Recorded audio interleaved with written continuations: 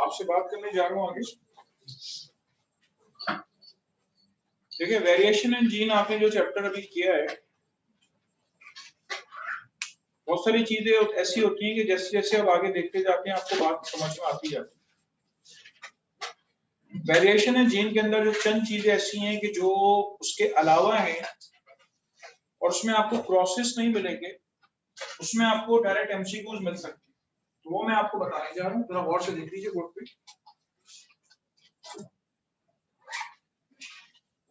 Pleiotropy, pleiotropy आपके पास है multiple phenotypic effects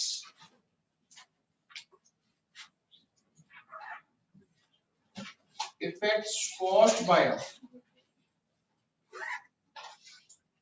single gene defect.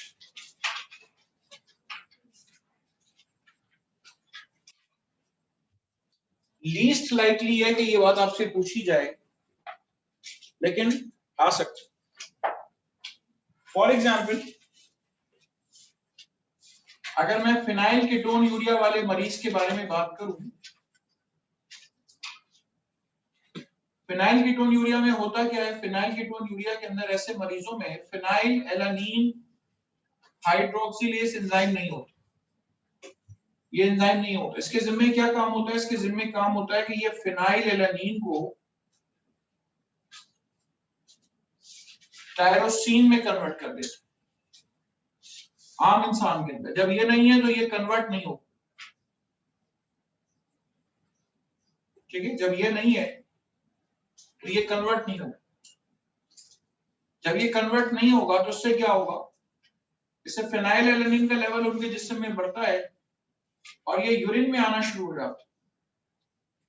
तो उससे क्या होता है? इनके अंदर रीनल फेलियर होता है, किडनीज फेल हो जाती है। एक नुकसान ये हो रहा है,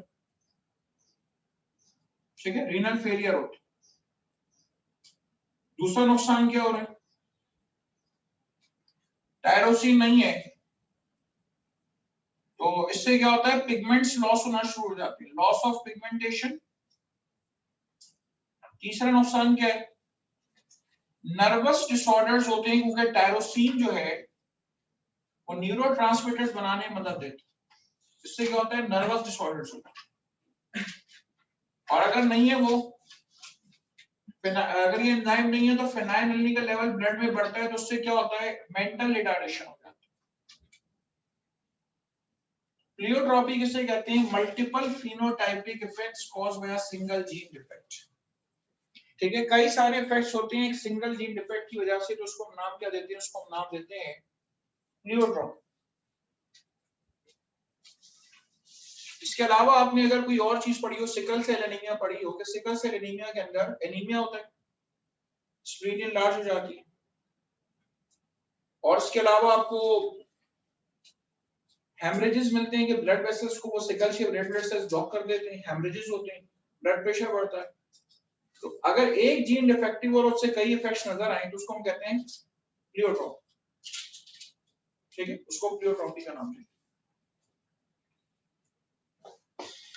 अच्छा, मैंने आपसे एबीओ ब्लड ग्रुप सिस्टम की बात की, लेकिन मैंने आपको मल्टीपल एलील की डेफिनेशन नहीं बताई। तो मल्टीपल एलील की डेफिनेशन आपको पता होनी चाहिए। When there are more than two alternative forms of a genes, alternative forms of a gene at the same locus in a population, at the same locus in a population,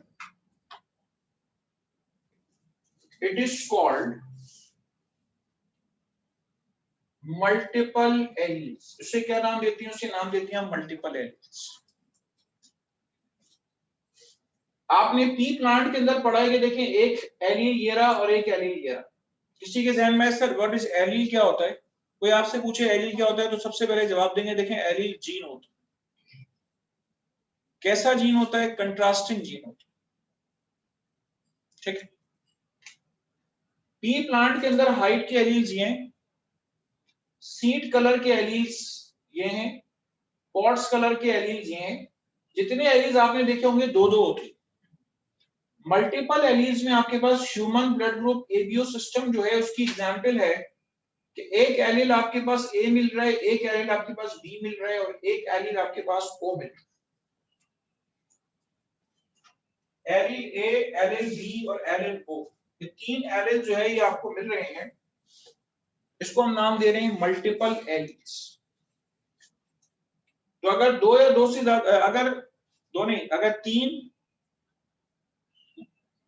या तीन से ज्यादा alternative forms मौजूद हो किसी भी gene की, तो उसको हम मल्टीपल एलील्स का नाम देते हैं। ठीक है।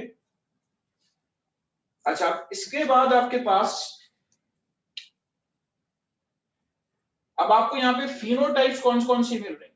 आपसे पूछा जाए मल्टीपल एलील्स के रिजल्ट में ब्लड ग्रुप एबीओ सिस्टम की फिनोटाइप्स कौन कौन सी, तो नंबर ऑफ फिनोटाइप्स आपको मिल रही है। एक ब्लड ग्रुप ए होता है, बी होता है, ए बी होता है और ओ होता है। इस हवाले से आपको चार फिनोटाइप्स मिलते हैं।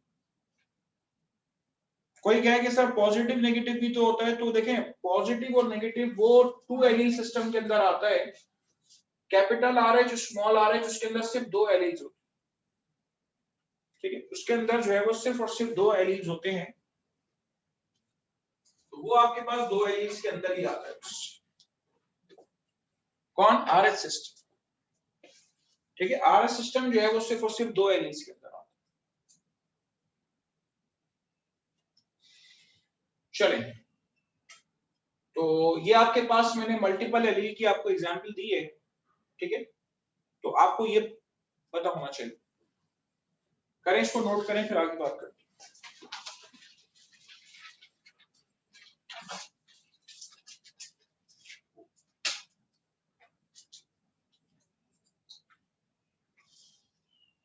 आपका जो करंट पीएमसी सिलेबस है, मैं एक दफा इसको बस देख लूं, चेक कर लूं कि कोई चीज आपकी इसमें वेरिएशन इन जीन से रह ना गई हो। ठीक है,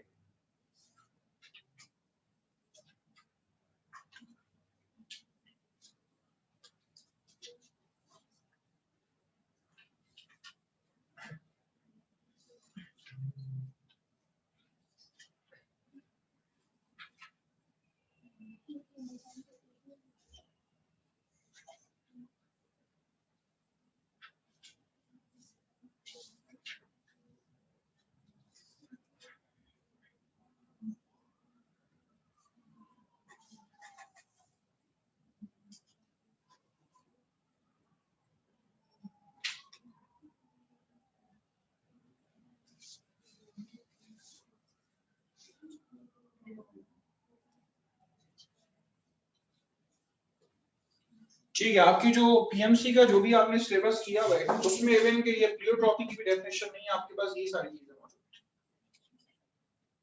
हैं। जितनी आपने अभी तक चीजें की हैं ये सारी चीजें आपके कोर्स में आ सकती हैं। If you want to ask anything you can, कोई सवाल करने तो करें।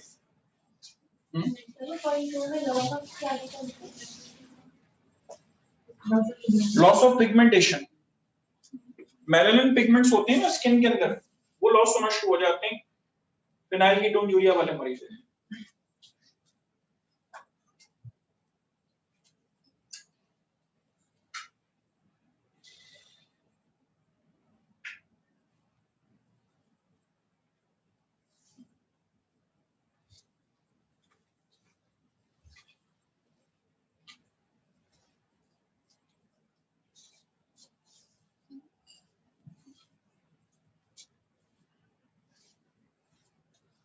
फिनाइलकीटोन्यूरिया की एग्जांपल बस मैंने अपनी बात को सपोर्ट देने के लिए किया है। आप इससे वो तमाम लोग जो एफएससी के स्टूडेंट्स हैं वो तो जारी बात है अपने थ्योरी में ये सब तो याद करके जाएंगे ना, आपके कोर्स का तो हिस्सा है, तो उनको फिनाइलकीटोन्यूरिया वाली बात जो है बहुत अच्छे से याद होना चाहिए कि फिनाइलकीटोन्यूरिया में एक्चुअली होता क्या है।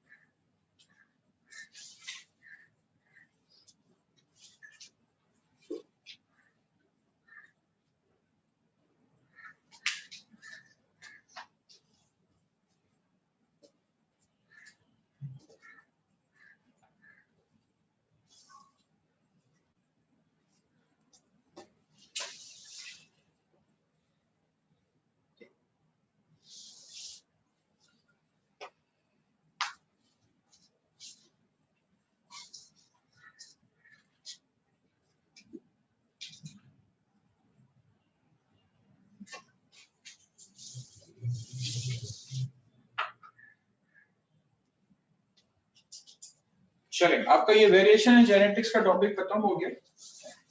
उसके बाद मैं नेक्स्ट चैप्टर की तरफ बढ़ूं।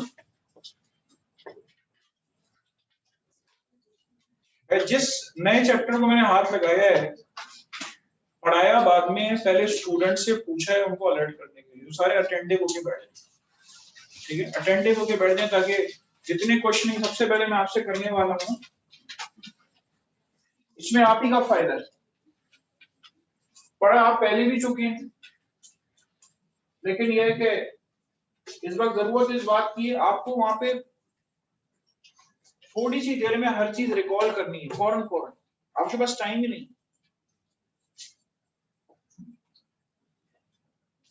बिस्मिल्लाहिर्रहमानिर्रहीम।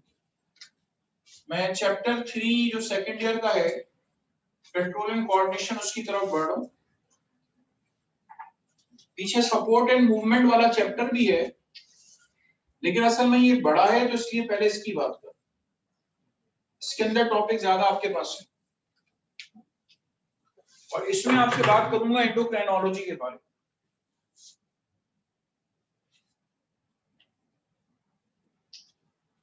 ठीक है, एंडोक्राइनोलॉजी के बारे में आपसे बात करूं।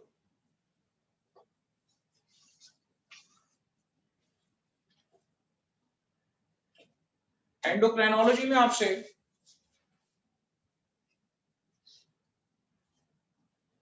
तमाम एंडोक्राइन ग्लैंड्स कौन कौन से हार्मोन रिलीज करते हैं उनकी बात करूं। ठीक है, सुनते जाइए।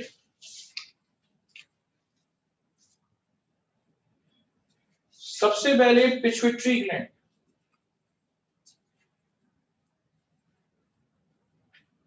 एंटीरियर पार्ट, इसको बंद करो, बुक बंद करो।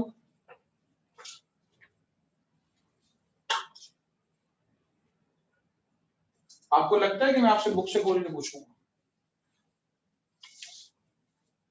एंटीरियर पोस्टीरियर पिट्यूटरी, बेटा हार्मोन्स के नाम बोलो आप। आपसे क्या, आपसे क्या, एंटीरियर पिट्यूटरी के हार्मोन्स बताइए, शाबाश। I want everyone attentive. या कमरे से निकलने से पहले ना ये सारी चीजें आपको याद होनी चाहिए जो मैं इनसे पूछ रहा हूँ, ठीक है। एडीएस तो एंटीरियर पिट्यूटरी सीक्रेट ही नहीं करता।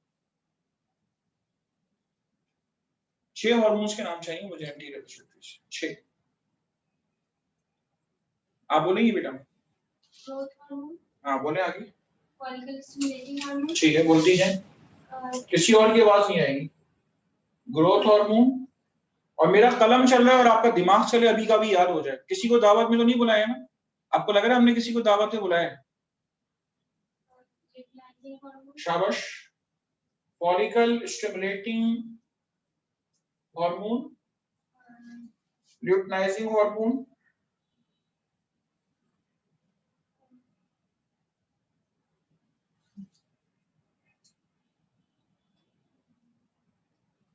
हम्म, 6 हार्मोन्स के नाम चाहिए।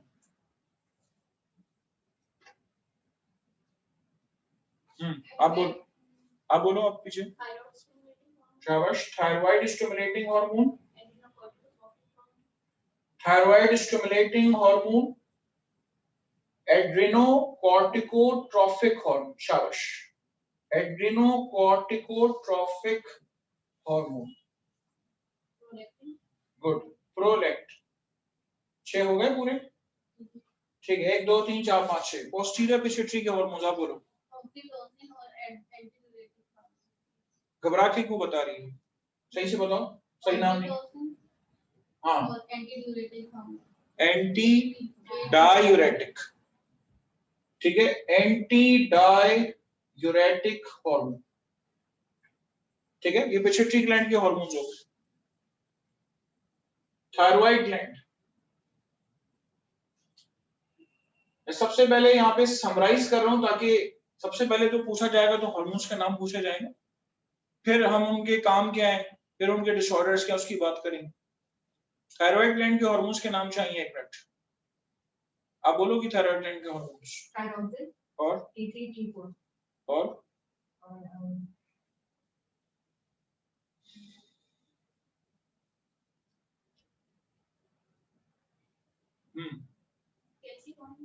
कैल्सिटोनिन, ये रहेगा। ये थायरॉक्सिन रिलीज करता है। थायरॉक्सिन की दो फॉर्म्स हैं, T3 एंड T4, और दूसरा हार्मोन है कैल्सिटोनिन, ठीक है। थायराइड ग्लैंड कैल्सिटोनिन भी रिलीज करता है। चलिए, थायराइड ग्लैंड के बाद एड्रीनल ग्लैंड। हम इंशाल्लाह एक एक ग्लैंड पे बात करेंगे, डिटेल में बात करेंगे। आपकी ब्रेनस्टॉर्मिंग करने के लिए मैं आपसे पूछ रहा हूं कि क्या रहेगा, किडनी की सरफेस पे एड्रीनल ग्लैंड मौजूद है। इसका बाहर वाला हिस्सा एड्रीनल कॉर्टेक्स, अंदर वाला एड्रीनल मेडुला। बेटा आप एड्रीनल कॉर्टेक्स और मेडुला के हार्मोन्स बताओगी सबसे लास्ट में, सबसे पीछे सोचो, अब तो बताओगी तो नहीं बताओगे। कोई बात नहीं, 11th वाले भी करते हैं सिलेबस में उनके। एंडोक्राइनोलॉजी नहीं है उनके सिलेबस में है।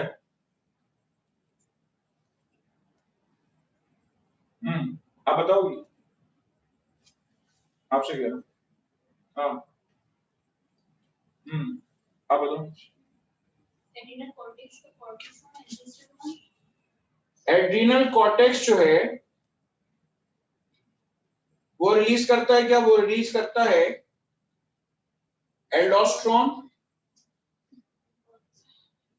कॉर्टिसोल और एड्रीनल एंड्रोजेंस। एड्रीनल कॉर्टेक्स जो है वो एड्रीनल एंड्रोजेंस भी रिलीज करता है। एंड्रोजेंस से क्या मुराद है, एंड्रोजन से मुराद है एड्रीनल एंड्रोजेंस में एस्ट्रोजन, प्रोजेस्टेरोन एंड टेस्टोस्टेरोन तीनों आ जाते हैं, ठीक है। एस्ट्रोजन, एस्ट्रोजन को ओ से लिखते हैं, oestrogen, progesterone and testosterone,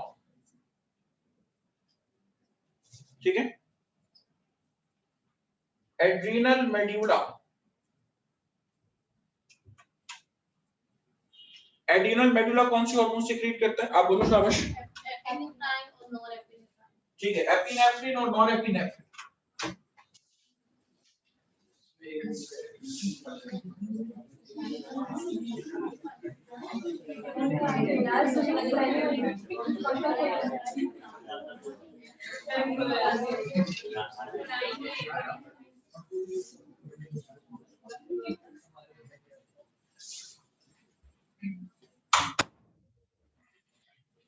adrenal medulla जो है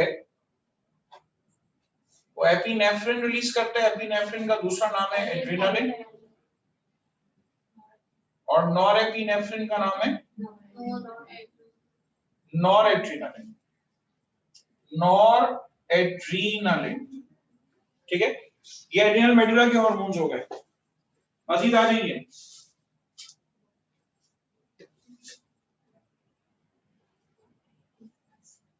मेरी इजाजत होगी तो बोलिएगा वरना ना बोले।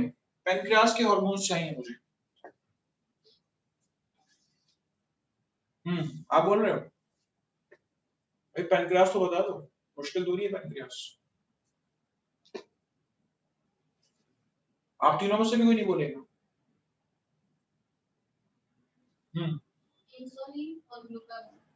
इंसुलिन और ग्लूकागोन, ठीक है। वैसे और भी सीक्रेट करता है, बस आपने ये दो याद रखें, ठीक है, इंसुलिन और ग्लूकागोन। ग्रोथ हार्मोन का दूसरा नाम क्या है, सोमैटोट्रोपिन। तो पैनक्रियास जो है इसकी सीक्रेशन को रोकने के लिए सोमैटोस्टैटिन भी रिलीज करता है, ठीक है। आपके कोर्स में नहीं है इसलिए नहीं बता रहा। ये हो गई बात आपसे पैनक्रियास के बारे में। पैनक्रियास के बाद आइए, ब्रेन में मौजूद होता है पिनियल ग्लैंड। पिनियल ग्लैंड का हार्मोन मेलाटोनिन। चलें नेक्स्ट आइए, हमारी किडनी भी एक एंडोक्राइन ऑर्गन है। Our kidney is also an endocrine organ. Hormone बताइए कौन सा सीक्रेट, शाबाश, एरिथ्रोपोएटिन। ये रिलीज करती है एरिथ्रोपोएटिन। अगर ये हार्मोन याद ना हो, उसके नाम पे गौर कर लें। एरिथ्रो का मतलब रेड ब्लड सेल्स, ओएसिस कहते हैं बनाने को। तो मरीज डायलिसिस पे जा रहे होते हैं, उनसे कहते हैं भाई अगली बार आना तो खून चढ़वा के आना। क्यों कहते हैं? क्योंकि किडनी खराब हो गई तो हार्मोन भी बनाना बंद कर दी। ये हार्मोन बोन मैरो पे जाके एक्शन करता है और खून बनाता है। ठीक है, आ जाए इसके बाद मजीद। ओवरी कौन कौन से हार्मोन रिलीज करती है? ठीक है, एस्ट्रोजन और प्रोजेस्टेरोन। किसी के जहन में ये बात आए कि सर यहाँ भी आपने लिखा है एड्रीनल एंड्रोजेंस में एस्ट्रोजन, प्रोजेस्टेरोन और टेस्टोस्टेरोन, ये बहुत ही कम सीक्रेट होते हैं। ठीक है, ये जो है ये बहुत ही कम सीक्रेट होते हैं, ना होने के बराबर। असल जो ये सीक्रेट होता है वो ओवरी रिलीज करता है। ठीक है, असल जो ये सीक्रेट करता है वो ओवरी रिलीज करता है। एस्ट्रोजन, प्रोजेस्टेरोन, टेस्टिस रिलीज करते हैं टेस्टोस्टेरोन। मैं भी कहीं जाके स्टॉप तो करवाऊं भाई। स्टमक कौन सा हार्मोन रिलीज करता है? चलो गुड, शाबाश। स्मॉल इंटेस्टाइन कौन सा करता है? नहीं जल्दी नहीं है, आराम से बताएं मुझे, लेकिन सही बताएं। स्मॉल इंटेस्टाइन कौन से जो हार्मोन रिलीज करता है? कैल्सीट्रायोल।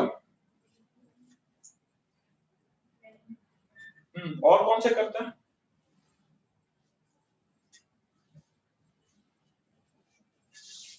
स्मॉल इंटेस्टाइन रिलीज करता है, आपकी किताब में भी होना उसका नाम, सेक्रेटिन और cholecystokinin.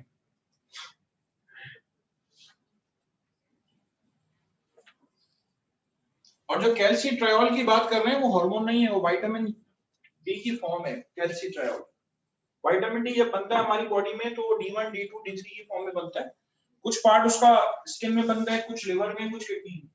कैल्सीट्रायोल is not an hormone, rather it is a type of vitamin D. Renin enzyme है। ये देखें, ये एक ये वाला रेनिन है और एक ये वाला रेनिन है। और से देख लें आप सारे, ये वाला रेनिन बच्चों के स्टमक में रिलीज होता है जो कैजीनोजिन को कैजीन में कन्वर्ट करता है, यानी कि डाइजेशन में मदद देता है। इंशाल्लाह जब हम आगे अगर आपके कोर्स में न्यूट्रिशन का चैप्टर होगा तो आपको वहां बताएंगे दोबारा। मिल्क की डाइजेशन में, मिल्क प्रोटीन की डाइजेशन में मदद देता है। और ये जो रेनिन है सिंगल एन वाला, जब मैं एंडोक्राइनोलॉजी आपको शुरू करा रहा हूं ना, तो देखिए जब मैं एल्डोस्टेरोन पे इंशाल्लाह पहुंचूंगा तो आपको बताऊंगा कि एल्डोस्टेरोन रिलीज होता है रेनिन एंजियोटेंसिन सिस्टम्स। उस वक्त उस रेनिन की बात करूंगा सिंगल एन वाली। ठीक है, वो दोनों enzyme, they are not hormones. अच्छा, अभी मेरी बात हो रही है सेक्रेटिन और कोलिसिस्टोकाइनिन जो है वो आपके पास कौन से हैं? ये स्मॉल इंटेस्टाइन रिलीज करते हैं। ठीक है, चलें, और कौन कौन से हार्मोन है? किडनी बता दिया आपको, ठीक है। हाँ, पैराथायराइड ग्लैंड मौजूद है, पैराथायराइड ग्लैंड पैराथॉर्मोन रिलीज करता है। ठीक है, पैराथायराइड ग्लैंड जो है ये रिलीज करता है पैराथॉर्मोन। ठीक है, दिस एक्चुअली रिलीजेस पैराथॉर्मोन। ठीक है, ये पैराथॉर्मोन रिलीज करता है, इसको पैराथायराइड हार्मोन का भी नाम देते हैं। ओके, और कौन सा रह गया? थाइमस ग्लैंड है, क्या कह रही हो? एंडोर्फिन और प्रोस्टाग्लैंडिन। प्रोस्टाग्लैंडिन्स स्टमक के अंदर रिलीज होते हैं, प्रोस्टाग्लैंडिन हार्मोन नहीं। प्रोस्टाग्लैंडिन हार्मोन नहीं है। प्रोस्टाग्लैंडिन्स केमिकल सब्सटेंसेस हैं जो कि आपके पास म्यूकस सिक्रीशन वगैरह के लिए, या आपके पास जो व्हाइट ब्लड सेल्स हैं, मास्ट सेल्स जो है वो केमिकल सब्सटेंस रिलीज करते हैं। तो प्रोस्टाग्लैंडिन E2, I2 ये केमिकल रिलीज करते हैं व्हाइट ब्लड सेल्स, तो वो हार्मोन के उसमें नहीं आते। बाकी एंडोर्फिन्स वगैरह, अच्छा अभी मैंने यहाँ पे प्लेसेंटा की बात नहीं की। Human HCG, human chorionic gonadotropin या प्रोजेस्टेरोन, एस्ट्रोजन रिलीज करते हैं। ठीक है, वो अलग है। बहरहाल आप इतने याद कर लें बहुत है। ऐसे इतने एंडोक्राइनोलॉजी में जो जल्दी जवाब दिया तो मुझे खुशी हुई। आप दोनों ने कभी आज तक ऐसे कोई स्टूडेंट मिले नहीं जिन्होंने सही। चले, इसको सबसे पहले आपने रिकॉल कर लिए, ठीक है, कर ले एक बार, रिकॉल कर ले इसको, फिर मैं आगे बात करते हैं। ये हार्मोन्स के नाम मैंने आपको बताए, ठीक है, ये सारे मैंने आपको हार्मोन्स के नाम बताए। आप लिखेंगे क्या? मुझे नहीं पता आप लिखें ना लिखें, मैं चाह रहा हूं आपको 2 मिनट दे दूं, याद कर लें आप।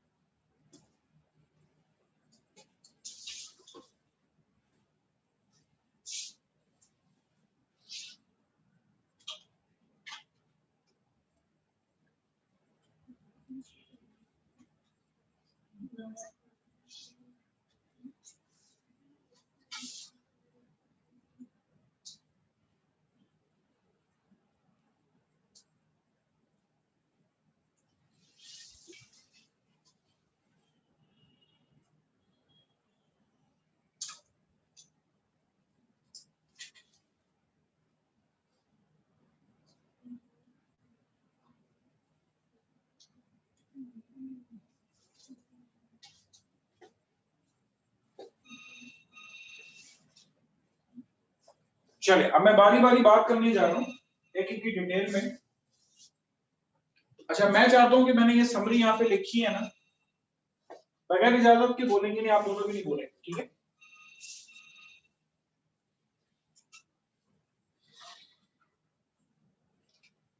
थायरॉक्सिन के 3 डिसऑर्डर्स आपको याद रखने,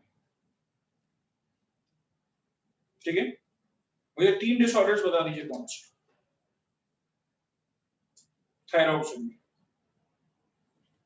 थायरॉक्सिन बढ़ जाता है तो एक आपके कोर्स में, थायरॉक्सिन कम हो जाता है तो बच्चों में और बड़ों में 2 अलग अलग मौजूद, 3 डिसऑर्डर आपके कोर्स में। नाम चाहिए मुझे। आपके पास फेडरल में 3 ही है ना? ठीक है, कोई बता रहा है? इनसे पूछूं दोनों से? बता दो।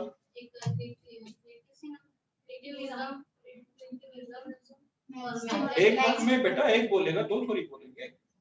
आप दोनों में से कोई एक बोले, इशारा उसकी तरफ करो तो वही बोलेगी। हाँ बोलो, वरना उसकी बात तो किसी को समझ भी नहीं आएगी ना, बोल क्या रही है।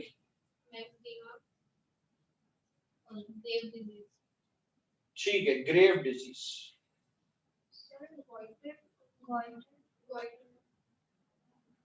देखिए, गोइटर आपको इन तीनों के अंदर मिल सकता है। Goitre is just the enlargement, ठीक है, आपको तीनों में मिल सकता है।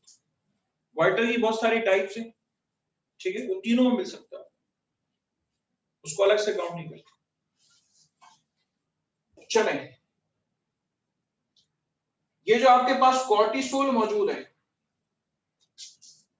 ठीक है, कॉर्टिसोल मौजूद है, सिक्रीशन ज्यादा हो जाए कम हो जाए, इसके 2 डिसऑर्डर्स मौजूद हैं। जोर से नहीं बोल रहे हैं आप, कोई बताया यहाँ पे पहले?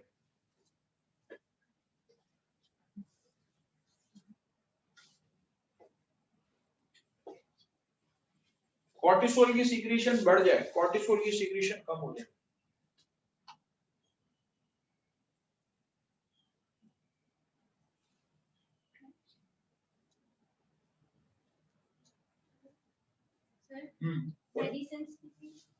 कॉर्टिसोल की सिक्रीशन कम हो जाए, एडिसन्स डिजीज। क्रशिंग नहीं है, कुशिंग। कुशिंग के आगे पूरा नहीं बोलोगे तो बात करना। डिजीज अलग होती है, सिंड्रोम अलग होती है, याद रखिए। कुशिंग सिंड्रोम आपके कोर्स में, डिजीज अलग होती है। चले, ये 2 डिसऑर्डर्स आपने यहां बता दिए। ग्रोथ हार्मोन से एसोसिएटेड 3 डिसऑर्डर्स मुझे चाहिए। पहले आप लोग अपने जहन में सोच लें, फिर हैंडल्स करें मुझे जवाब।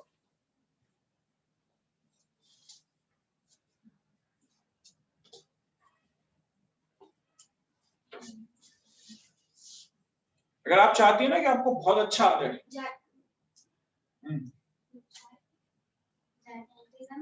गाइगेंटिज्म और एक बगैर इजाजत के बोलना ही नहीं, एक से बात करूं, इशारा दिया हुआ, डॉर्फिज्म। ग्रोथ हार्मोन की सिक्रेशन बढ़ गई, जाइंटिज्म या गाइगेंटिज्म कहलाता है बच्चों में, ठीक है। एडल्ट्स में ग्रोथ हार्मोन की सिक्रेशन बढ़ गई, एक्रोमेगैली, सिक्रेशन कम हो गई बच्चों में, डॉर्फिज्म, ठीक है। एडल्ट्स में कम हो जाए, साइमन डिजीज कहलाती है, आपके कोर्स में नहीं। चलें, आइए मजीद डिसऑर्डर्स की तरफ। मैंने आपको 3 जगह डिसऑर्डर्स बता दिए और ठीक है, इतने ही आपके कोर्स में डिसऑर्डर्स।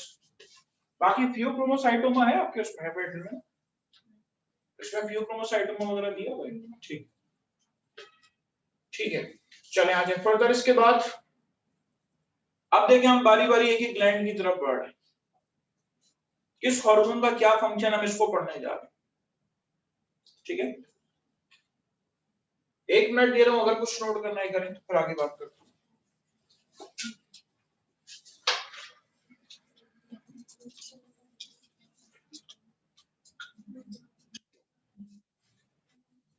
आप ऐसे कितने लोग ऐसे हैं जो अभी ये कमिंग जो एग्जाम्स आ रहे हैं एफएससी के, उसमें अपियर होने जा रहे हैं? कितने लोग ऐसे हैं बोर्ड के जो एग्जाम आने वाले हैं उसमें अपियर होने जा रहे हैं? आप सभी लोग अपियर होने जा रहे हैं, आप भी? और आप में से कौन वॉइस में से हैंड रेज करें प्रॉपर, अवेलेबल क्यों? तो मेजॉरिटी जो एग्जाम देने जा रही है तो यही तो आएगा एग्जाम में, और क्या है? याद नहीं किया भाई, नहीं किया हुआ अब कर लें, ठीक है, अब कर लें।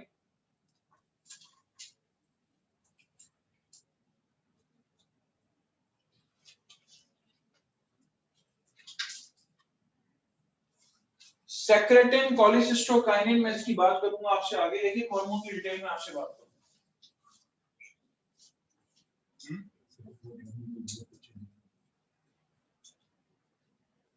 एक ही है, एक ही बार तो बना है, ठीक है, नहीं रखते।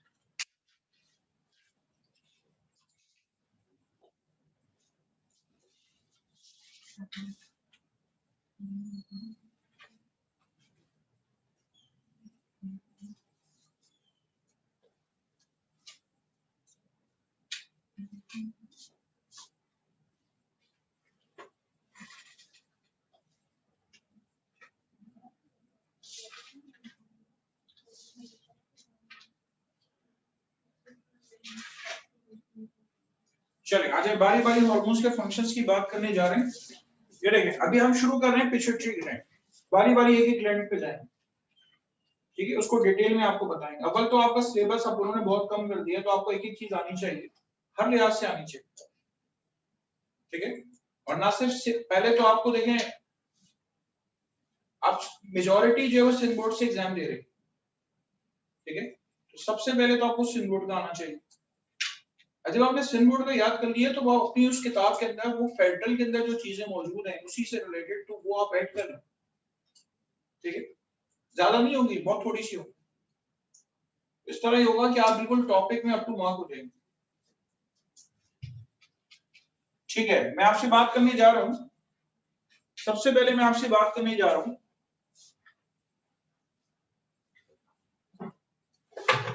पिट्यूटरी ग्लैंड के बारे में,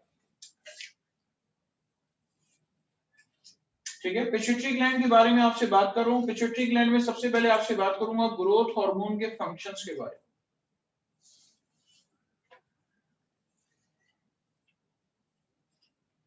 ठीक है। सबसे पहले मैं आपसे ग्रोथ हार्मोन के फंक्शन के बारे में आपसे बात करूंगा।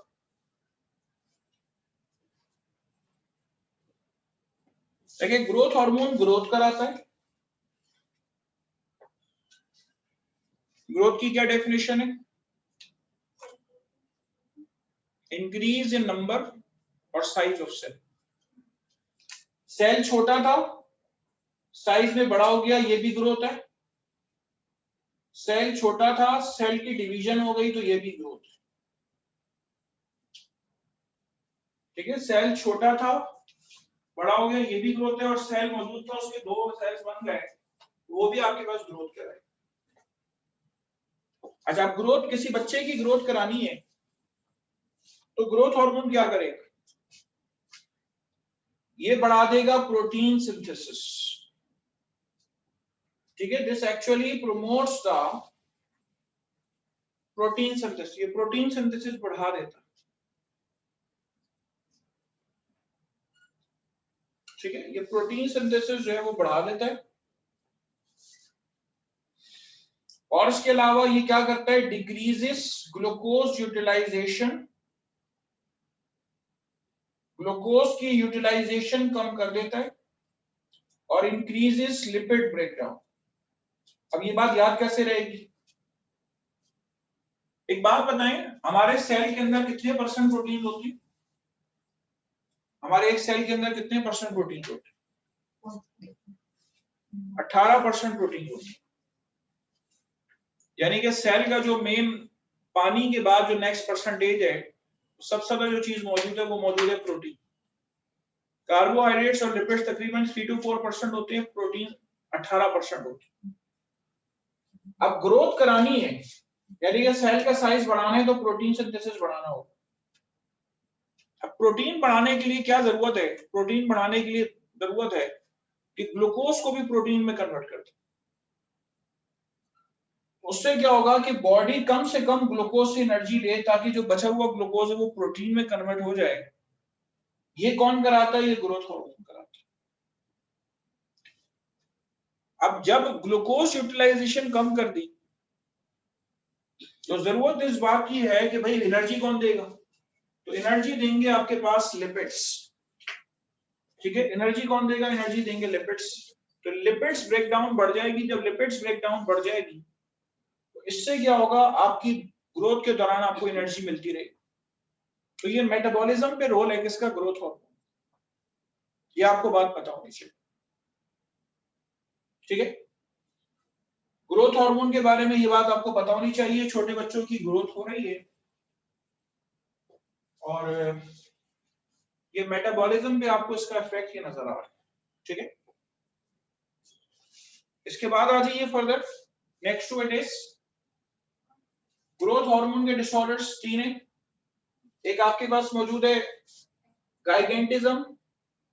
अब मैं इस हवाले से बताऊंगा, ग्रोथ हार्मोन की सीक्रेशन बढ़ गई तो क्या होगा, ग्रोथ हार्मोन की सीक्रेशन कम हो गई तो क्या होगा। ग्रोथ हार्मोन की सीक्रेशन बढ़ गई बच्चों में, तो ये कहलाएगा आपके पास गाइगेंटिज्म या जाइंटिज्म। और एडल्ट्स में बढ़ गई तो कंडीशन क्या कहलाएगी?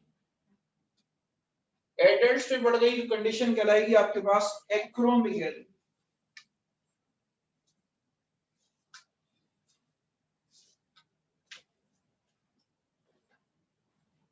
ठीक है, एडल्ट्स में बढ़ जाएगी तो सीक्रेशन क्या कहलाएगी? सीक्रेशन कहलाएगी एक्रोमेगाली।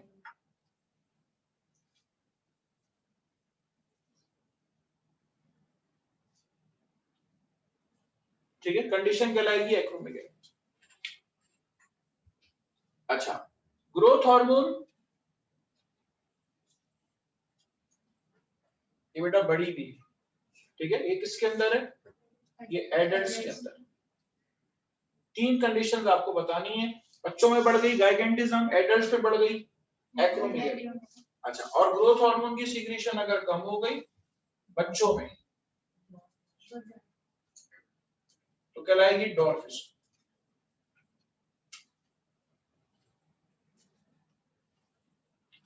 अच्छा, अब नाम से जाहिर है जाइंटिज्म या गाइगेंटिज्म के बहुत ज्यादा हाइट होगी ऐसे बच्चे, उसकी एज में जितनी हाइट होनी चाहिए वो नहीं होगी, बहुत ज्यादा होगी। इसके अंदर गाइगेंटिज्म। एक्रोमेगाली में देखें हाइट पे फर्क नहीं पड़ेगा, 20 साल के बाद हाइट बढ़ना बंद हो जाता है। तो एक्रोमेगाली में आपको मिलेगा इनलार्जमेंट ऑफ हेड, ठीक है, इनलार्जमेंट ऑफ हेड और फेस, और इसके अलावा हैंड्स वगैरह जो है, there is also enlargement of hands, हाथ वगैरह जो है वो उसकी भी इनलार्जमेंट आपको मिल सकती है इसके अंदर, ठीक है। और डॉर्फिज्म के अंदर शॉर्ट हाइट आपको मिलेगी, ठीक है, डॉर्फिज्म के अंदर आपको शॉर्ट हाइट मिलेगी with respect to the age, ठीक है, एज की रिस्पेक्ट से हाइट आपको कम मिलेगी। बस इतनी बात आपने फिलहाल ग्रोथ हार्मोन के बारे में याद। एंटीरियर पिट्यूटरी का नाम है एडिनो हाइपोफाइसिस, ये देखें एंटीरियर पिट्यूटरी है, इसका दूसरा नाम है नहीं adenohypophysis, adeno A D E N O, adenohypophysis. असल में पिट्यूटरी ग्लैंड का अपना नाम हाइपोफाइसिस है, ठीक है, पिट्यूटरी ग्लैंड का अपना नाम हाइपोफाइसिस। तो एंटीरियर पिट्यूटरी उस मुनासबत से क्या कहला रहा है, एडिनो हाइपोफाइसिस कहला रहा है।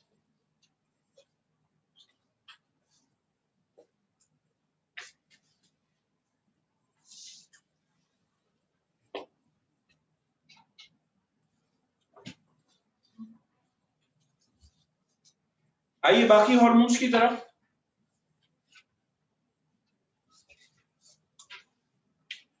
Follicle stimulating hormone, luteinizing hormone, इसके बारे में आपसे बात करने जा रहा हूं, जरा देख लीजिए।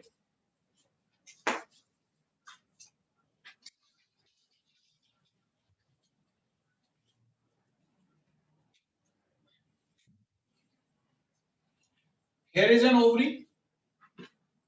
Inside the ovary there are follicle cells.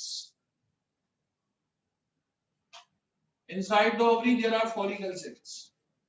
बहुत ज्यादा मुश्किल नहीं है एंडोक्राइन में, चंद चीजें मैं अपने साथ ही याद करा दूंगा, ठीक है। ये फॉलिकल सेल्स हैं। फॉलिकल सेल्स की खास बात ये है कि इसके अंदर एग या ओवम होता है।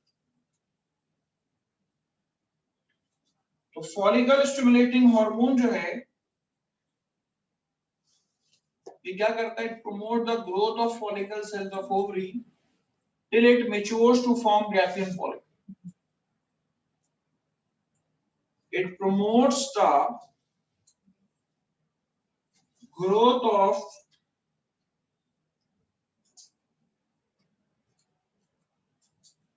till it matures to form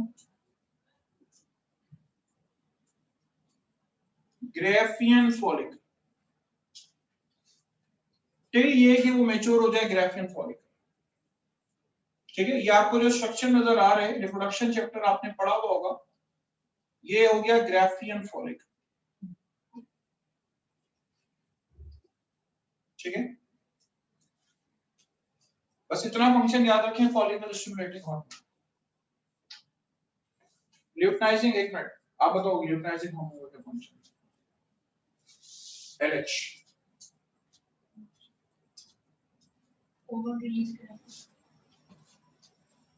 The function of LH is, luteinizing hormone का function क्या है? Ovulation. It helps in discharge of ovum. Discharge of ovum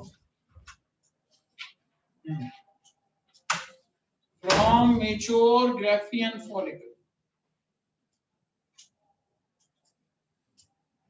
ठीक है, it helps in discharge of ovum from mature Graafian follicle. ये LH का काम, ठीक है। मुझे नेक्स्ट क्लास में याद दिला दीजिएगा, ग्रोथ हार्मोन और LH और FSH की बात हुई। और बहुत अच्छा सीखने का बेटा तरीकाकार पता है क्या है, अगर आप जहां पे आपने पढ़ा हुआ है वो उन्हीं नोट्स में से पहले रिकॉल कर लेना, जब मैं बताऊंगा आपको तो ये अच्छा याद हो जाएगा, ठीक है। तो पढ़ के आए तो उससे अच्छा आपको ही होगा तो और प्रिपेयर हो जाए।